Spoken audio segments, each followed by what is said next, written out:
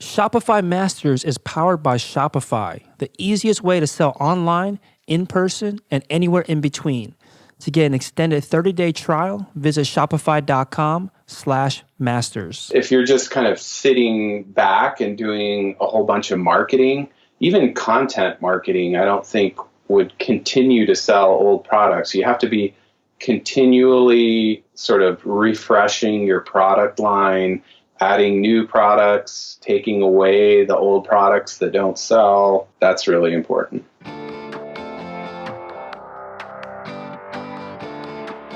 Hey, my name is Felix, and I'm the host of Shopify Masters. Each week, we learn the keys to success from e-commerce experts and entrepreneurs like you. In this episode, you'll learn what a dedicated tribe can do for your brand and business, how to cultivate your relationship with your tribe, and why you're doing things right if you have products that are failing. Today, I'm joined by Jay Dockin from uistencils.com. There's the letter U, the letter I, stencils.com. UI Stencils sells tools and accessories for software planning and design, and was started in 2007 and based out of Denver, Colorado. Welcome, Jay. Thanks for having me, Felix. Yeah, excited to have you on. So tell us a bit more about these tools and accessories that you guys create and sell. Yeah, so basically when you're designing an app or you're designing a website, oftentimes the best way to get started is with a pencil and paper. And there's something very natural and very kind of fast about using a pencil and paper. And it also puts your mind in a certain space where you can think about ideas a little differently than if you were to start on a computer. Makes sense. So did these tools exist that you guys sell? Did they exist before you guys came along? No, so that's an interesting question. We pretty much invented the market for this type of thing. And I think that's a really important point to where our success comes from is we were kind of the first people to think of the idea and kind of expand upon it. And so that allowed us to really kind of gain momentum and go from there. Yeah, and just to kind of give the audience a little bit more of a visual, essentially what you guys sell, I guess in the name UI Stencils, you sell a bunch of other things, but I think what makes you guys, what made you guys popular were these stencils. Like I'm looking at one now, the iPhone stencil kit. There's an object that looks just like an iPhone and a bunch of different, I guess, icons that are that are available for people to essentially use as a stencil. So it makes it a lot easier to design, again, like you're saying, applications or websites. But yeah, just kind of give people a visual of that. Now, what's your background? Are you guys like designers, software developers? How did you get into this? Yeah, so for, I guess, up until a year ago, I was a web designer, app designer, UX person. I ran my own web design company with a partner in Seattle called Design Commission. And we helped a lot of companies, a lot of startup companies. There's a big tech community in Seattle, a lot of money and a lot of venture capital to kind of create software, create apps, create companies around ideas. And so this idea, UI Stencils, was kind of an offshoot out of that, where one year we were trying to think of a good Christmas gift to send our clients. And so we put together a website, like design your own website kit. And it included a drawing stencil and a pad and a pencil. And we got, a fair bit of response from that. And people were into it and liked the idea. And then I think maybe a year later, the iPhone essentially opened up their app store to developers. And so we released an iPhone version at the same time the Apple Development Conference was happening. and that just went viral. Like it pretty much shot us into the stratosphere with like the amount of sales and the amount of people, the amount of interest, and we had to go down to the post office and buy $10,000 worth of stamps, kind of thing, to get all the orders out, and we didn't know what we were doing, and so kind of the rest is history. That kind of gave us the push that we needed as a business, I guess. Right. So you guys had this idea for a gift to give to your clients. When did it start becoming more of a business where you wanted to sell this to other people than just as a gift for your clients? Yeah, it really happened naturally out of demand. And I can say I think we put it on, I'm pretty sure we had like the initial website stencil kit for sale online, and we were getting some sales, but things didn't really start taking off until the iPhone stencil kit essentially happened. Does that answer your question? Yeah, no. So I want to learn more about this virality that happened because you launched this product. Yeah, I think the lesson there is timing. It was one of like when to release something, and in our case, we didn't. There was a little bit of luck, but if you can time it in the right way, you can sort of ride that ripple effect of what's happening. And so I think that there is something to be said about releasing something at the right time. Now, say a little more about this. How do you know, looking back on it, how did you, if you could reverse engineer, I guess, the timing of your launch, how would you recognize when you should be launching something? How do you know how to time it correctly? Yeah. So in our case, this product specifically was catering to developers who were making apps for the App Store. And so we launched it at the same time the Apple Developer Conference was happening. And I think that it had a kind of a snowball effect because of that. So if you're creating a line of swimsuits, the fashion industry obviously knows when to release things. That could be one example. Paying attention to when to put something out there.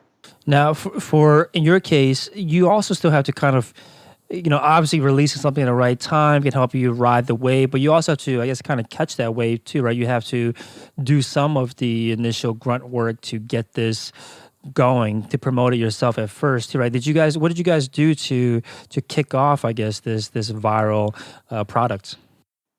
Yeah, it was completely out of our hands. We did very little in terms of marketing or getting the word out there. Basically, the reason it became viral is how everybody else responded to it. So everybody was posting about it. Everybody was sharing it. Everybody, there's this kind of almost frenetic atmosphere in the product, and this really unbelievable kind of response that people had. And so we didn't have to do anything. It just automatically became viral. Right. Now, have you been able to repeat this kind of success? Maybe not to the same degree, but have you been able to either launch products or release videos or anything like that have been able to catch on virally? Yeah, I think it's very difficult to repeat that. And, there are definitely products we release that people respond to more than others. Part of it in our case is how how useful something is. And so if if we release a product and people can really kind of understand the value and kind of the dream that it brings, then it tends to do a lot better. And I don't know if that makes sense, but Yeah, well, can you elaborate on that? Because I definitely get what you're saying about how if people can immediately see the value of a product that you're putting out there, they're going to respond much more favorably, and I think also lines up your product launch for more likelihood of going viral. Does that mean you have to do a better job communicating or messaging your product? Like, what does it mean to make your product much more, recognizable for its value? yeah, I think it has to do. In our case, it has to do with two things. One is the the design of the product itself, and this is really important, and it's almost the most important aspect of getting traction with a product. The other aspect of this all is how somebody perceives that it will add value to what it is that they're doing. And so if somebody thinks that this is really going to enable them to take the next step with their idea, or this is really going to kind of push them further in what it is that they're doing, then the product is a success. So it's the combination of those two things that really, sell products essentially. I like that if the product enables your target customer to take the next step, it makes it a much more valuable product because it's almost like they are trying to cross this gap, trying to cross this chasm, and then you come along and say, "Here's the bridge to get there." It's such a immediate kind of click, like, I guess, in their head that, oh, I need this product. This product is valuable because it's such I'm facing a problem that's right in my face that I need a solution for. So that makes a lot of sense. So does that mean that you need to spend a lot of time? I guess, how do you catch people at that opportunity though? Like, is there a way to keep your product top of mind so that when they do run into this situation where they have a problem that your product can solve, they know to go to you immediately? Yeah, I think it's lately it's the type of thing where somebody is interested in user experience, or somebody is trying to learn about app development, or somebody wants to start a company or wants to build an app and they're not quite sure where to get started, and then they start to search. There's lots of blog posts that mention us. There's other people in the industry and on social media who continue to kind of write about us and that sort of thing.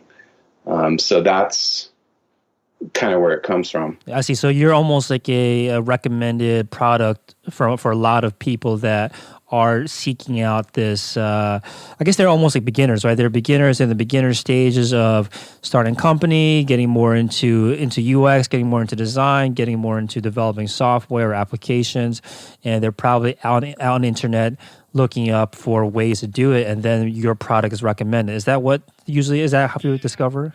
Yeah, there are beginners for sure, but there are also professionals who continue to use our products and reorder our pads that they like, and kind of some of our other products. So it can be used with both beginners and experts. Basically, the value of our products is with early stages of an idea. Mm-hmm. And so you have an idea, you want to kind of iterate on it, you want to prototype things and, think about how screens fit together, how flows fit together, think about, how you might kind of structure something in a really quick manner. That's kind of where our tools come in. And both beginners and professionals find value in that. Now, do you actively try to get blogs or sites to mention or recommend your product? How do you stay, I guess, at the forefront of the list of recommendations that blogs put out? Yeah, I mean, we should be doing more of that for sure.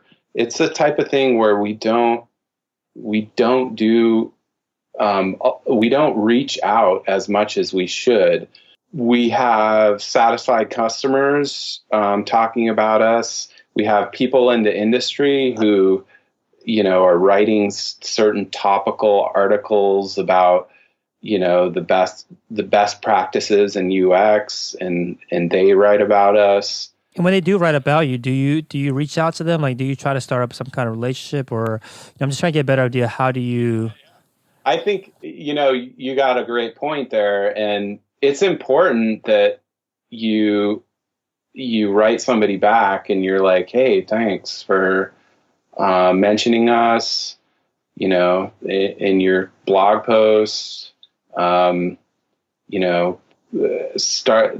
That's important. It's something that is hard to do. It's kind of like, uh, you know, flossing your teeth or whatever. In my case, where you gotta get in the habit of doing. I've never, for some reason or another, I've never been the type of person that sends out thank you cards for stuff, and that's important. My old business partner was great at that, and he sends out thank you cards, and it makes a huge difference. It makes a big impression. So I think that, yeah, for sure, that's important to do. Yeah, I'm not sure if you're familiar with this. I guess this service called mention.net.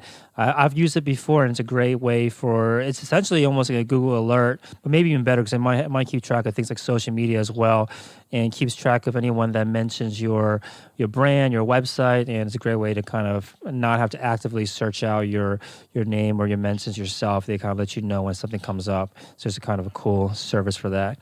Okay, so this was an idea born out of just a gift that you wanted to give to clients.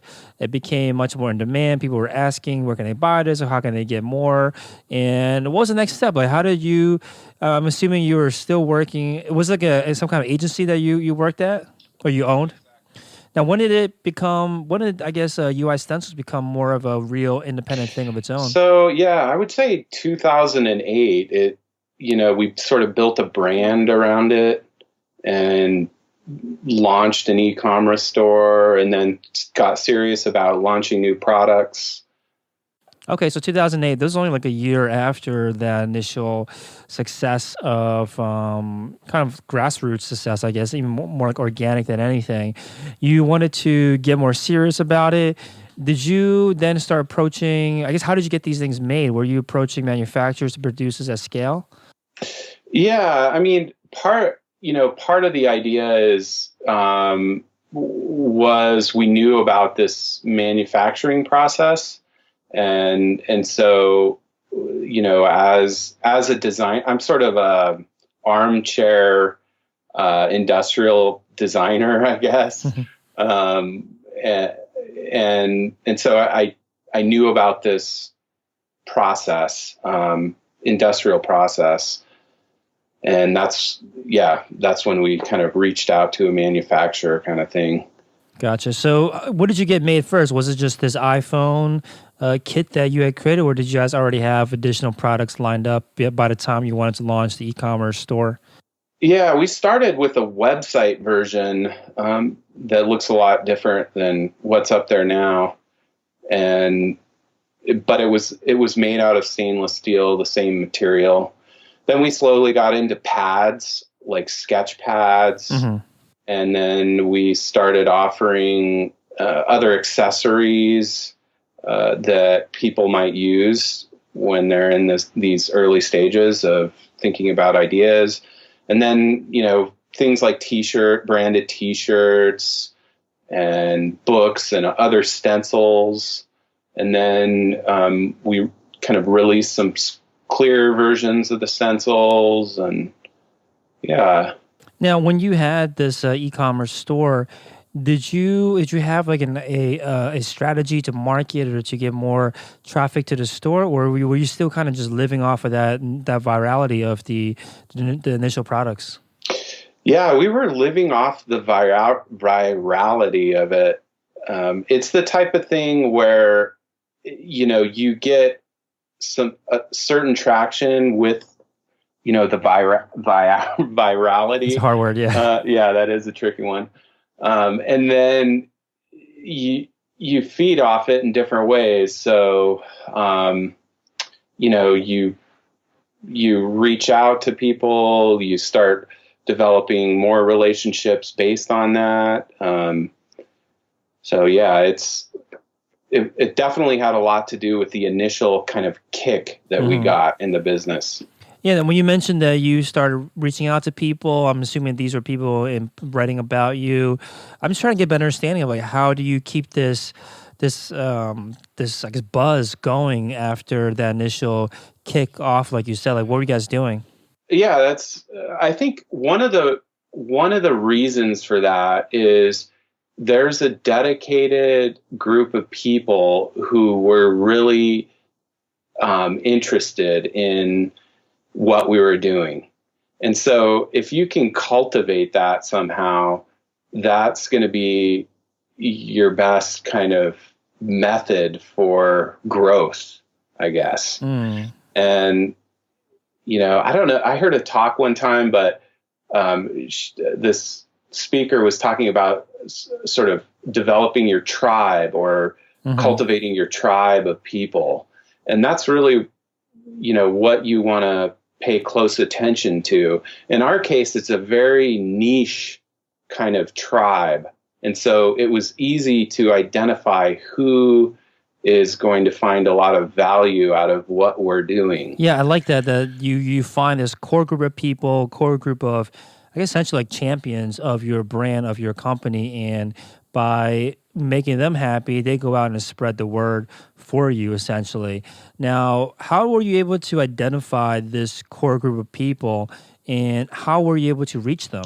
Yeah, so they identified us and they wrote about us and they shared it with other people who were also interested in us. And did you know that this tribe or these kinds of people existed prior to them starting to write about you? Not to this extent. We did not fully understand like their, the extent of how there was this mad kind of rush to develop apps, and this is at the early days of like mobile app development. Even I think even before the Android app store. So Apple was just kind of opening up their app store, and that's kind of what set things off. Hmm. Now, what do you do to cultivate this relationship? You've identified, or they've identified you. They started writing about you. How do you, I guess, keep them happy and keep them interested in writing more and more about you? Because I'm assuming there's only so much, right, to write about one particular company. How do you keep them writing about you or keep yourself, your company, top of their minds? Yeah, it's hard. I think one of the things that is really important for us is to continue to develop new products that meet the needs of this audience. Hmm. And so if you're just kind of sitting back and doing a whole bunch of marketing, even content marketing, I don't think would continue to sell old products. You have to be continually sort of refreshing your product line, adding new products, taking away the old products that don't sell. That's really important. Yeah, it's almost like you have this engine now that exists, but you have to keep on feeding it with fuel. And the best way to do it is just more products, not to create more content yourself. You have to give them more things to get excited about because they don't get excited about the same old things over and over again.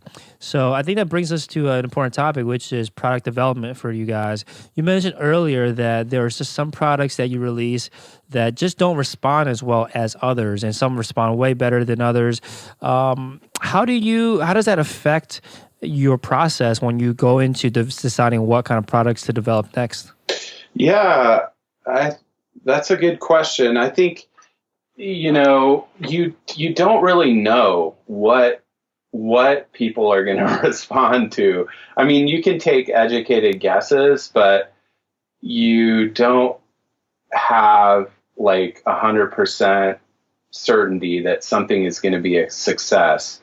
I've always liked this idea of like having a shotgun approach to releasing products where, you try your darndest to make something useful, put something together that you think people will respond to, and then releasing a whole bunch of different ideas and seeing kind of what's going to sell well over time, what's going to shrivel up and die, and then you take the ones away that don't do so well, and then you continue to refine and maybe release new versions of the ones that do well. Yeah, I like that, or I like that kind of thought about how you don't know, so just get out there and try it.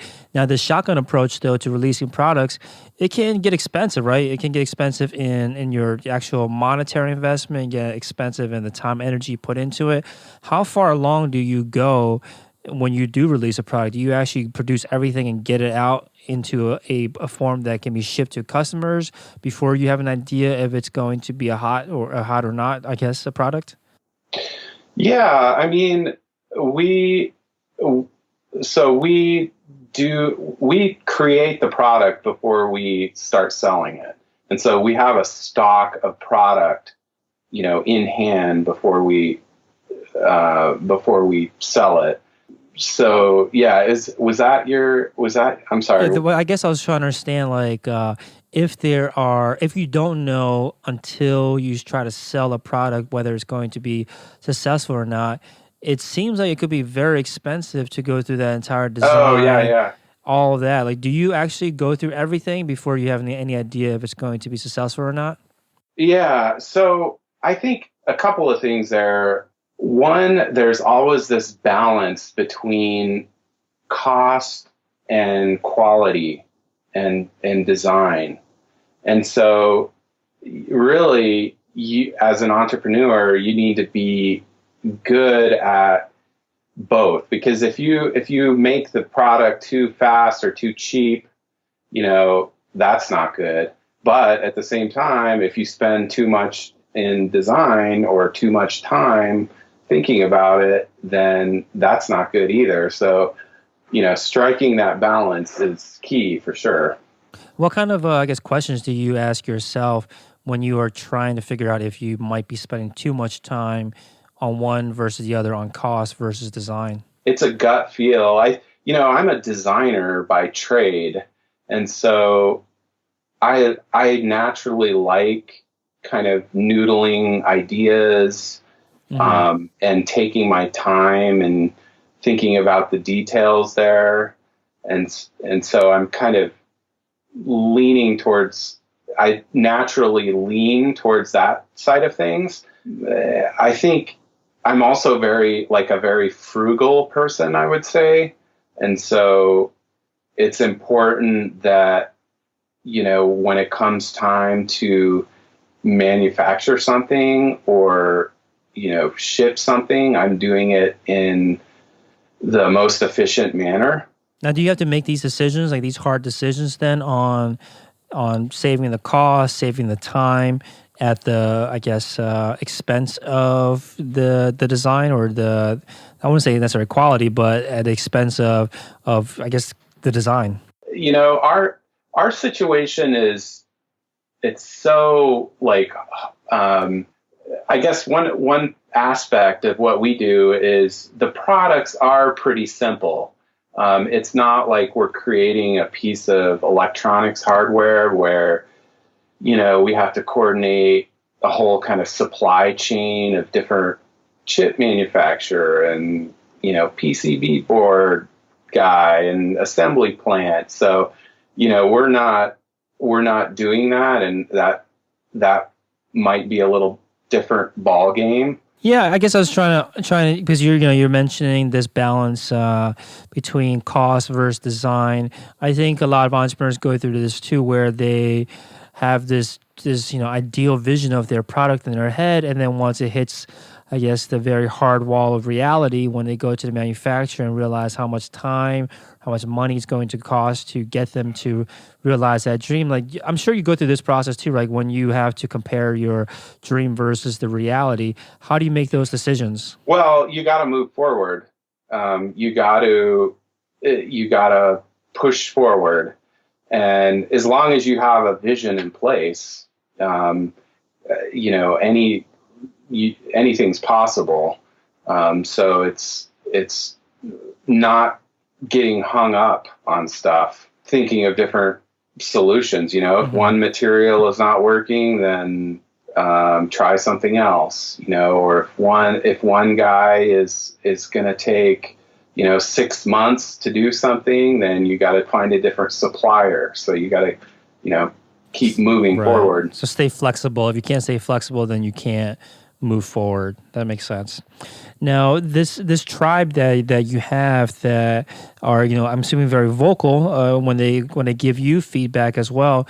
Do you listen to everything that they say? Like, if they want a specific, I guess, product from you, do you immediately go out and make it? Like, how do you take feedback from your most vocal and dedicated customers?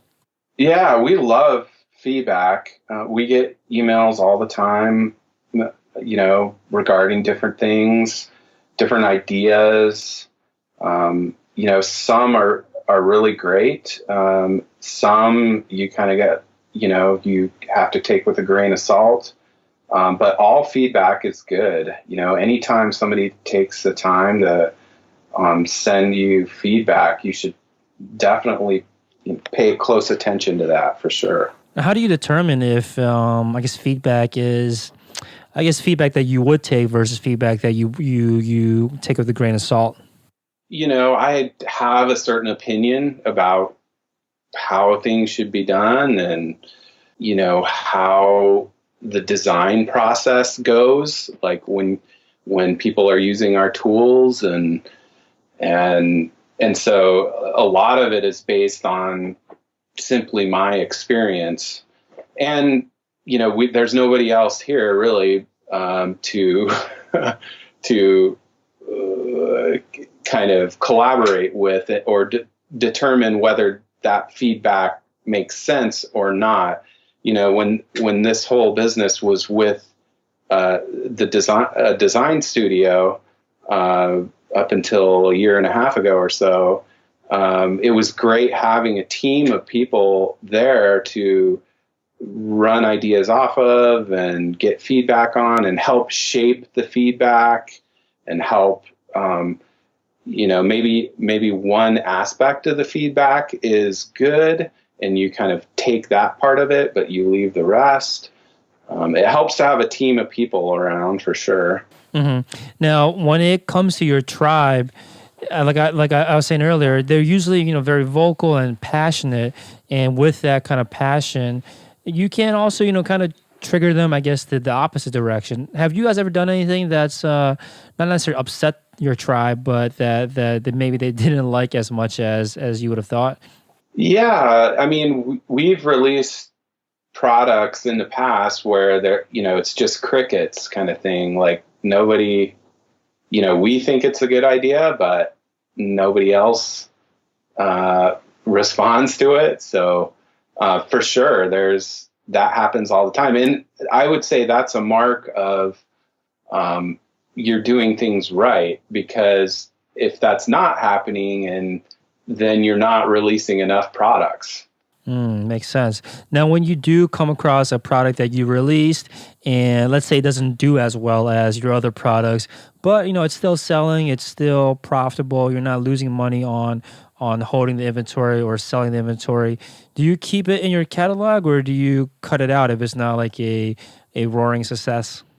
Yeah. So what I generally do is I keep it up there. So we get rid of product that doesn't sell. So we either like we sometimes we sponsor conferences, or programs, that need some product or would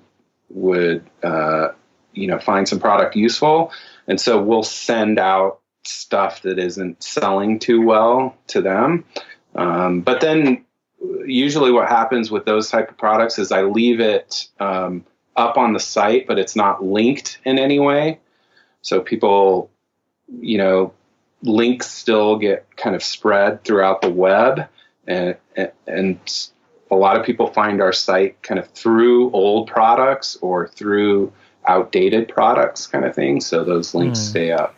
Gotcha. So it wouldn't be easy to navigate it from your homepage, but if someone had the link to it, they could still get to it. And the reason why you have that is because that link might exist somewhere, some other site, and you want people to find your actual site through that product page, even though it's not a successful or as a successful product. That makes a lot of sense. You shouldn't, I guess, burn those bridges even if the product isn't as successful, because you could get that kind of residual traffic to it. Yeah. Now, you mentioned something to me, I think in our pre-interview questions, which is about how you like the idea of having a design-driven business and how you like to think about ways to infuse design when creating a successful business. Can you speak more about this?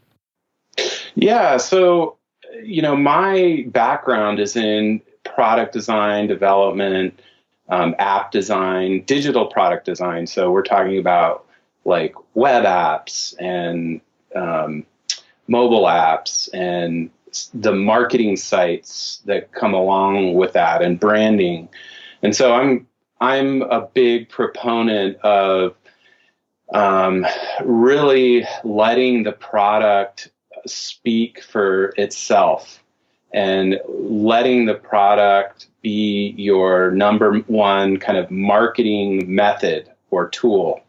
And so I'm a big believer in spending a lot of time, up front to essentially set things on the right path. And it has a lot to do with product design and development. And so by being a design-driven business, you're investing in, product design, whatever it is that you're doing, if it's digital, if it's physical, if you're selling clothes, if you're selling, potted plants, like make sure that what you're doing is really design oriented. And I guess you're investing enough time in the design of your product. So that means, like, you're saying that don't take the shortcuts when especially if what you're competing on is design. Don't take shortcuts on the design early on just to get to market faster. Is that what you're getting at? Yeah, and I would go so far as to say, if you're not the designer yourself, like be intimately involved in the design process and get to know how the design process works, how best to, leverage that process. It has huge ramifications for your business, your brand, and ultimately your success. Mm-hmm. And for people that aren't designers, like you're talking about, but do work with designers, let's say they have a fashion brand, or maybe they have a t-shirt brand, and they don't have a design bone in their body, but want to be in this industry, and they're working with a designer. What do you find as a designer yourself? What do you find is the best way for a non-designer person to work with a designer? Yeah, I think it's important for those type of people to really align themselves with a designer or a creative person or somebody that is visually oriented. And so, this person should be on their payroll or be their best friend or be very close to the business, be a partner in the business, that type of thing. I see. So if you're not a designer but you work with a designer, not only should you be involved more into the design side, you need to bring the designer more into your side, into maybe the business side of your brand or your Totally. makes sense. Totally. Yeah, just infuse them together. The closer that you can get and the more synergy that you can create between the business and the design side, the more successful you'll be. That's a great point because a lot of times when people are talking about working with designers, they think of them as just an employee, someone that they have, I guess tasks for, and then ship it out, throw it over the wall, and wait for them to finish it up and throw it back over the wall. That doesn't work nearly as well as you're saying, which is to bring them into the business and make it more of a two-way conversation rather than just a one-way from the non-designer over to the designer. I think that's a great point. Now, I want to go back a little bit and talk about the manufacturing of this product. Now, this is a product that is, not like crazy complicated, but it does seem like there is not that much room for, I guess, there's not that much room for errors, or there's not, I guess, what is it? It doesn't allow a lot of tolerance on this product because there's like small icons.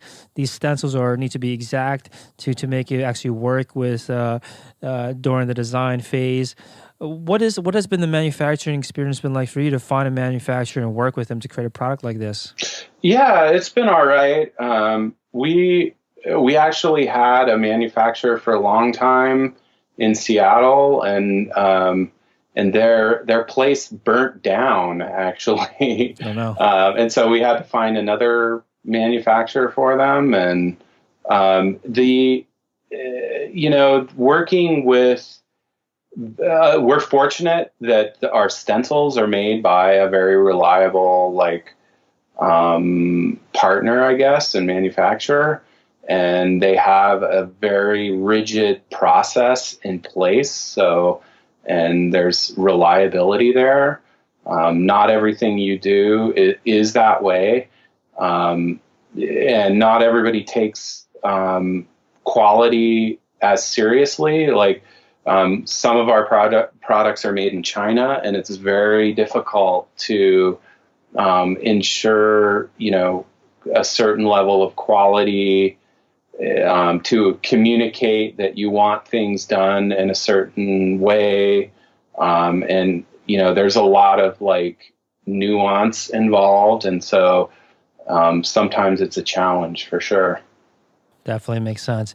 Now, you mentioned that at one point this was mostly I guess in the lifetime of this business, it was mostly in a part of a design agency, but now about a year and a half later, it's an independent unit. So way less, I guess, people that are now working on this. I'm assuming you. What's the team like? Is it multiple people still? Like, what's the makeup of the team? Yeah, so it's just me and my wife, Dorothy. And she handles all the fulfillment and customer service. And so she ships the product. She orders more product when we run out. And then I'm more on the product design, marketing, photography, side of things. So yeah, that's the kind of the breakup of the work. Gotcha. Now, what about any tools or apps or services that you rely on to run your business? What do we use? OrderCut for fulfillment in Shopify, and that's an app on Shopify. We use, what else is important? That's about it. We use Slack. Dot and I use Slack for just messaging each other. Photoshop is key for doing stuff, taking photos, putting up photos. MailChimp for sending out mail, email.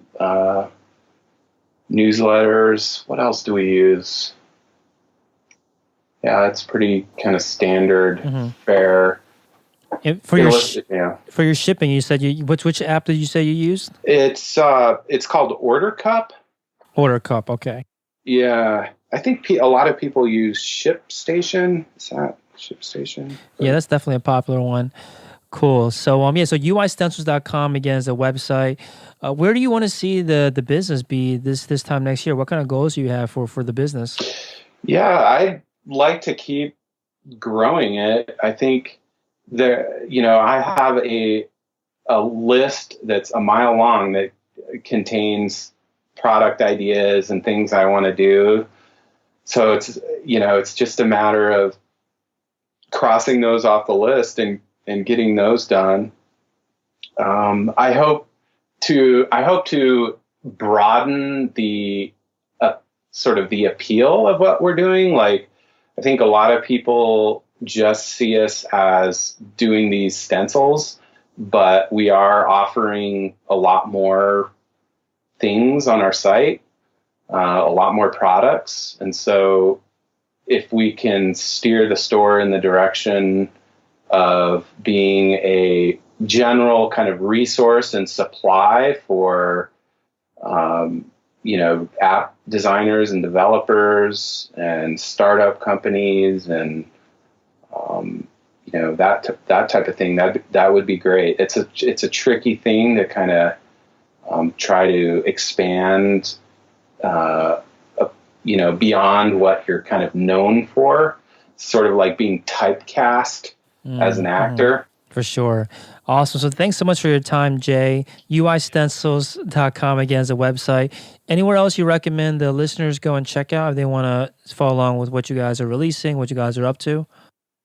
Yeah. So follow us on Twitter.com/uistencils, and also Instagram you can follow us on Instagram, and we have a newsletter sign up on our site, and you can stay up to date with new products and promotions. And there's a download in our blog, or if you go down the footer, there's a download section, and you can download some free sort